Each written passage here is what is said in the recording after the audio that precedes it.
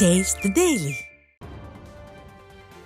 கள்ளக்குறிச்சி மாவட்டத்திற்கு உட்பட்ட ஒன்றிய, நகர மற்றும் பேரூராட்சி செயலாளர்களுக்கான ஆலோசனைக் கூட்டம் மாவட்ட அவைத்தலைவர் பச்சையப்பிள்ளை தலைமையில் நடைபெற்றது.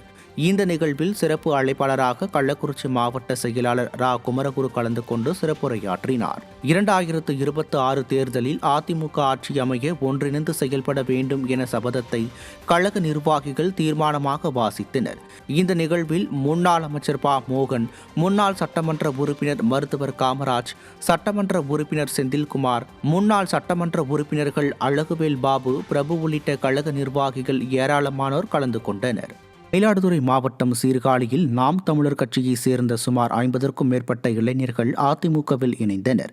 மாநில அம்மா பேரவை துணை செயலாளர் மார்கோனி இமயவர்மன் ஏற்பாட்டின் பேரில் மயிலாடுதுறை மாவட்ட கழக செயலாளர் எஸ். பவுன்ராஜ் தலைமையில் நாம் தமிழர் கட்சி ஒன்றிய மாணவர் பாசறை செயலாளர் வினோத்ராஜ் மற்றும் ஒன்றிய மகளிர் பாசறை செயலாளர் உள்ளிட்ட 50க்கும் மேற்பட்டோர் அதிமுகவில் இணைந்தனர்.